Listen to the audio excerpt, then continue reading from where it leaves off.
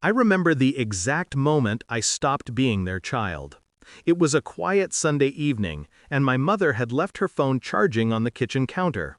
I only borrowed it to call a friend, that's all. But a small notification blinked on the screen. Storage full. Manage hidden files? A harmless system alert. Curiosity made me click it. Inside that hidden folder were photographs, dozens of them. Family vacations, beach trips, birthday dinners, my parents smiling, my sister blowing candles, all of them together, except me. Every frame was a version of my family that didn't include me. For a moment, I couldn't breathe. I scrolled through each picture like someone walking through a funeral, quiet, careful, numb. The timestamps cut through me. 5 years. They had been living this secret life for 5 years, taking trips without me, celebrating without me, laughing without the obligation to pretend I belonged. I put the phone down. My hands were shaking, but not from anger, from clarity. That night, I didn't confront them. I didn't cry. I just stared at the ceiling until morning and understood what needed to be done. The next day, I sent a message in the family group chat. Don't contact me again. No explanation, no drama, just a full stop. My father replied first, "What's this nonsense?" Then my mother, "Sweetheart, are you okay?" My sister sent a single question mark. I muted the chat and deleted the thread. That was my first act of control. Growing up, I was the quiet one, the obedient one, the filler child between their arguments and their pride in my sister. I believed my silence kept peace. But silence doesn't earn love, it just makes your absence convenient. When I left for college, they stopped visiting. At first, they said they were busy, then unwell. Eventually, you understand, right? I did. I always did, until that folder showed me the truth. They hadn't been too busy for family. They'd just been too busy for me. My plan didn't start with revenge. It started with curiosity. I dug deeper.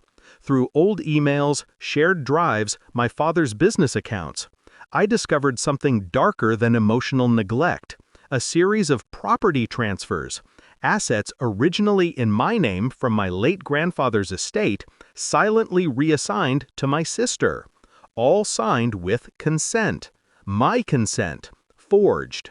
That was when I decided this wouldn't end with a text. I didn't confront them directly. People like them feed on confrontation. It gives them another chance to gaslight, to twist guilt into affection. So I worked in silence.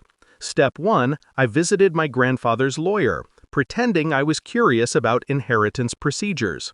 I learned enough to trace every illegal signature. Step 2, I gathered evidence, documents, dates, and most importantly, my sister's careless messages bragging about Dad handling the paperwork. Step 3, I filed a quiet legal complaint, not for theft, but for fraud and misrepresentation. The lawyer said, "It'll destroy your family." I replied, "They already did that." 3 months later, my father's company accounts were frozen. My sister's wedding fund, gone.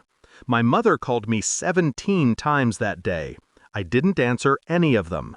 That evening she sent one final message. "Why are you doing this to us?" I didn't reply. Not yet. Instead, I waited until the legal notices arrived at their doorstep. I waited until they realized the investigation wasn't just formal, it was real. Until their neighbors started whispering. Until my sister's fiancé's family pulled out. Only then did I visit them.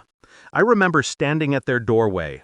My mother opened it, her face pale and aged, as if she'd lived a lifetime in a week. My father sat in the living room, silent, defeated. My sister avoided my eyes. I said only one thing. "You erased me from your life." I just returned the favor. My father tried to speak, but I didn't let him.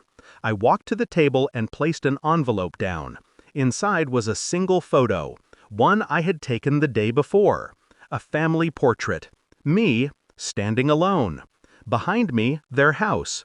The same smile they used to fake, now mine. Genuine and calm. "This," I said, "is what you left out of every picture. Now it's all that's left." I turned and left. It's been 6 months. They haven't contacted me again. The court case is ongoing, but I don't care about the money anymore. I already got what I wanted. Silence. Real silence. The kind that doesn't come from suppression, but from peace. Sometimes I scroll through that hidden folder, not because I miss them, but because I like remembering how it felt to find the truth. People say revenge doesn't heal. Maybe that's true. But justice cleanses. I didn't destroy my family. I just developed the pictures they tried to hide.